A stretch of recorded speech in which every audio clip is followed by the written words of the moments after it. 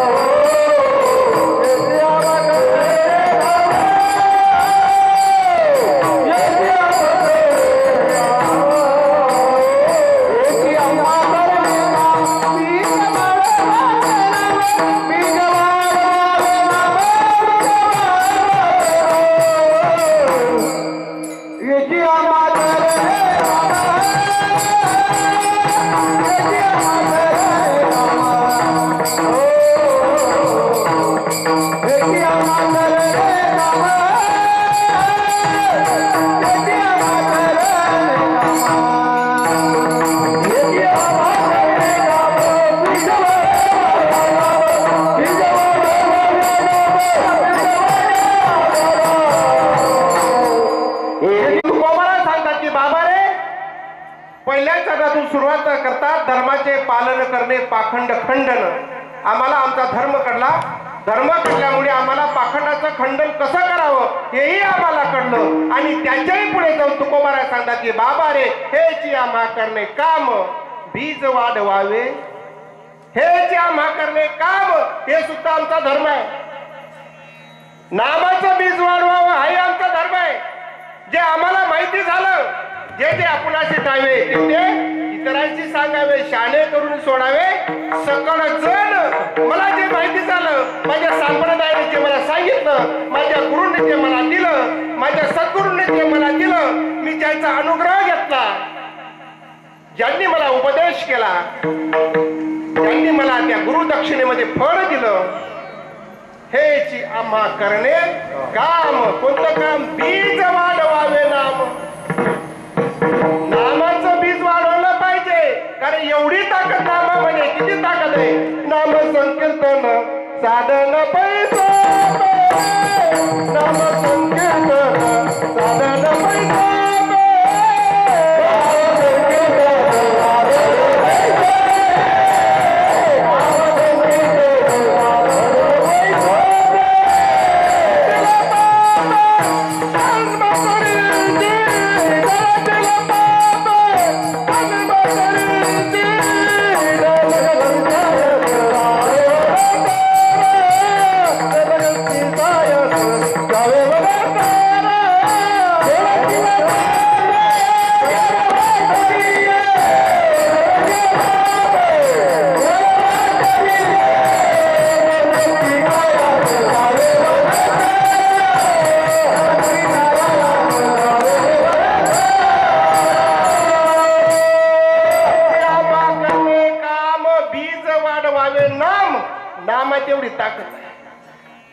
संकीर्तन साधन पै सोपे जडतील पापे जन्मांतरीची.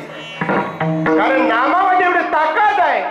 1 कोटी नाम घेतलं तर काय होतं, 2 कोटी घेतलं तर काय होतं, 3 घेतले, 5 घेतले, 8 घेतले, 13 कोटी जर घेतले तर देव साक्षात भेटीला येतो, हे शास्त्र सांगतं. पण आमचा विश्वास नाही. ज्यांनी आम्हाला मार्ग दाखवलाय, मार्ग धावून गेले आधी, तुम्हाला अगोदर सांगून गेलो मी, त्याच्या मार्गाने आम्ही मुळात चालतच नाही. एकही शब्द खोटा नाही त्यांचा ठरू शकत. किती सांगितलं तुम्हाला, एक शब्दा साधू संत महात्म्यांचा एकही शब्द खोटा ठरू शकत नाही. त्यांनी जोही शब्द सांगितला देवाची द्वारी उभा क्षणभरी त्याने मुक्ती चाली. हरी मुखे म्हणा, हरी मुखे म्हणा, पुण्याची गणना कोण करी. किती क्षणभर देवाच्या दारात नाही बर का, दरवाजा म्हणे बर का, क्षणभरी देवाची द्वारी क्षणभर उभे राहा. किती उभे राहा, क्षणभर उभे राहा, तरी सुद्धा त्या देवाची प्राप्ती होऊ शकते. एवढी ताकद त्या परमात्म्याच्या नामामध्ये आहे. आणि हेच आम्हा करणे काम हा सुद्धा धर्म सांगितला. बीज वाढवावे नाम हा सुद्धा धर्म सांगितला. आणि हे काम करत असताना आम्हाला किती कोणी वेगवेगळ्या पद्धतीने विरोधात केलं तरी आम्हाला त्या ठिकाणी तीक्ष्ण पद्धतीने त्याला विरोध करता आलं पाहिजे. अभंगाचं 3रं चरण. चांगलं करत असताना, चांगलं मांडत असताना, धर्माचं काम करत असताना कुणी कोणत्या पद्धतीने आपल्याला विरोध केला तरी त्याला प्रतिविरोध आपल्याला करता आला पाहिजे. आलं का लक्षात. आम्हा घरी धन शब्दांची चरत्ने शब्दांची शस्त्रे यज्ञ करू तुकोबारायणकडे. त्या ठिकाणी शब्द शस्त्र होते आणि शब्द शस्त्र होते. त्या पद्धतीने आम्हाला सुद्धा त्या चांगल्यासाठी बघा, तुम्हाला 2 उदाहरण सांगतो, लक्षात देतो. जेव्हा कर्नाटकाला शहाजी राजे आणि आई जिजाऊ साहेब होते, 8-10 वर्षाचा संभाजी आणि 7-8 वर्षाचा 6-7 वर्षाचा शिवाजी महाराज, शिवबा बाल शिवाजी. आणि जेव्हा दोघांमध्ये बोलणी चालू आहे, शहाजी राजाला जिजाऊ साहेब सांगतायत आपण स्वराज्याचं तोरण बांधलं पाहिजे. शहाजी महाराज सांगतात मलाही तेच वाटतं. अगं मी सुद्धा या स्वराज्याचा, या हिंदवी स्वराज्याचा संकल्पक मी आहे. मग ज्या वेळेस दोघांमध्ये संभाषण चालू असताना, दोघांचं संभाषण हा वाद न होता तर हा संवाद होता. आणि संवाद होता होता जिजाऊ साहेबांनी बघितलं की वेगवेगळ्या शाह्यांची, मग निजामशाही असेल, कुतुबशाही असेल, आदिलशाही असेल, वेगवेगळ्या शाह्यांची नोकरी करण्यापेक्षा आपण स्वतंत्र राज्य जर निर्माण केलं, त्यावेळेस शहाजीला वाटतं, जिजाऊ मला सुद्धा ते वाटतं ग, पण करणार काय. आपल्याकडे काय भांडवल आहे, आपल्याकडे गड किल्ले कुठे आहे, आपल्याकडे किती प्रांगण आहे, आपल्याकडे किती भाग आहे, किती देश आहे. आपल्या विरोधात 4-5 प्रकारच्या ज्या शाळेत आपल्या विरोधात उभ्या आहेत, डच असतील, पोर्तुगाल असतील, इंग्लंडचे व्यापारी वर्ग असेल, हा आपल्या विरोधात आहे.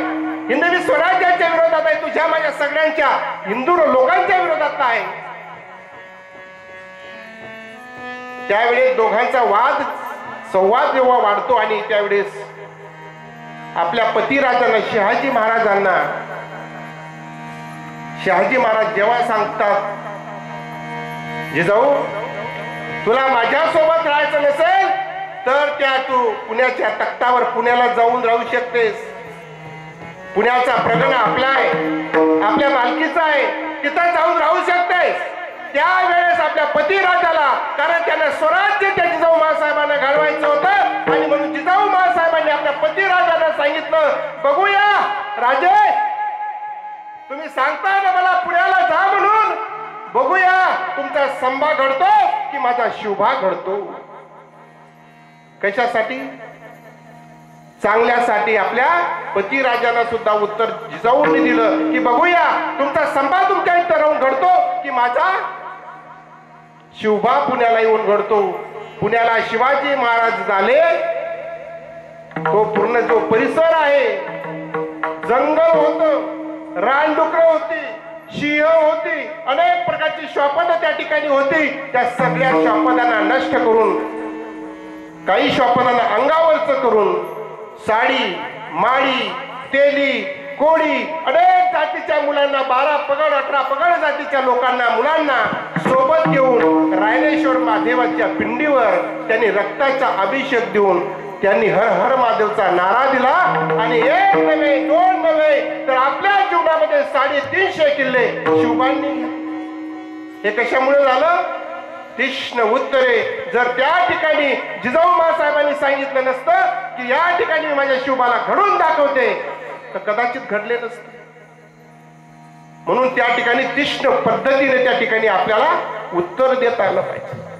तीक्ष्ण उत्तरेच्या बाबतीत आपण दुसरा भाग बघितला, मंदोदरी मातेचा जर भाग बघितला, त्यावेळेस सीता मातेला चोरण्यासाठी, जानकी मातेला चोरण्यासाठी रावण गेलेले आहेत आपल्या कक्षामध्ये, शयन कक्षामध्ये. तिथे एक मोठी राजा राणी कपाट आहे. आज आहे त्या कपाटीचं नाव, पूर्वी नव्हतं. त्याच्या समोर गेले आणि अंगाला पूर्ण राख लावतात, भस्म लावतायत. बैरागाचं रूप त्या रावणाने घेतलाय. तोपर्यंत मंदोदरी मातेचं आगमन झालं. मंदोदरी मातेने त्या ठिकाणी आपल्या यजमानांना, पतींना, रावणाला विचारलं, हो देवा कुठं निघाले? का हो कुठं निघाले मालक? त्यावेळी रावणाने सांगितलं, मी सीतेला चोरण्यासाठी चाललोय. त्यावेळेस त्या मंदोदरी मातेचं उत्तर आहे, अहो तुम्ही सीतेला चोरण्यासाठी अंगाला एवढं राख लावून चालले, एवढं भस्म लावून चालले. अहो ती सीता जर आपल्या लंकेत आली तर तुमच्या सहित तुमच्या लंकेला भस्म केल्याशिवाय राहणार नाही. तीक्ष्ण उत्तरे हाती घेऊन बाणपणे या ठिकाणी प्रखर याच्यामध्ये, तीक्ष्ण याच्यामध्ये उत्तर देता आलं पाहिजे. आणि ते देण्याची क्षमता या अभंगामध्ये धर्माचे पालन करणे, पाखंड खंडन हेची आम्हा करणे काम, बीज वाढवावे नाम, तीक्ष्ण उत्तरे हाती घेऊन बाण फिरे. आतापर्यंत मी तुम्हाला कोणताच त्रास दिला नाही, पण आता माझ्यासाठी तुम्हाला एक मात्र त्रास घ्यायचा आहे. कोणता? विठोबा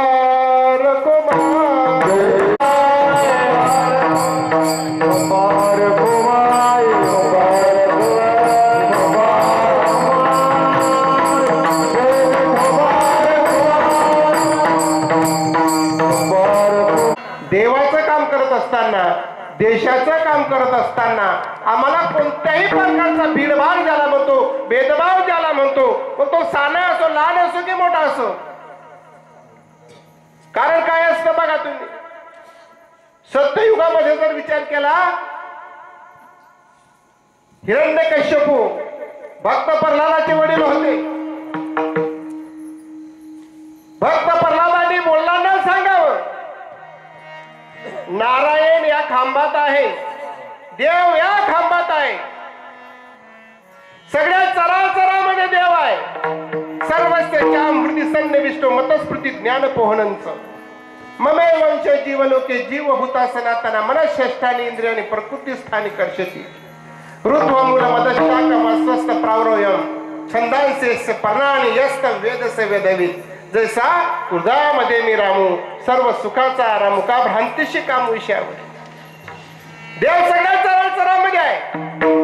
त्यावेळेस हिरण्यकश्यपूने त्यावेळेस त्या भक्त प्रल्हादाला विचारावं, या खांबात तुझा देव आहे का? त्यावेळेस वडिलांना सुद्धा सांगितलं, त्या खांबामध्ये सुद्धा माझा देव आहे, माझा देव आहे, माझा देव आहे. खांबाला लाथ मारली, देवातून नरसिंह भगवंत प्रकट झाले. मग हा विचार केला का भक्त प्रल्हादाने म्हणा बाप आहे आणि प्रत्युत्तर कसं काय देऊ? बरोबर आहे का? कारण शास्त्रही सांगतं, हिरण्यकश्यपू सारखा बापही नको आणि माता कैकेयीसाठी मायबी नको. मुलाला वनवासाला पाठव, स्वतःच्या मुलासाठी प्रभू रामचंद्राला वनवासाला पाठवते. खूप प्रयत्न दशरथ राजा करता.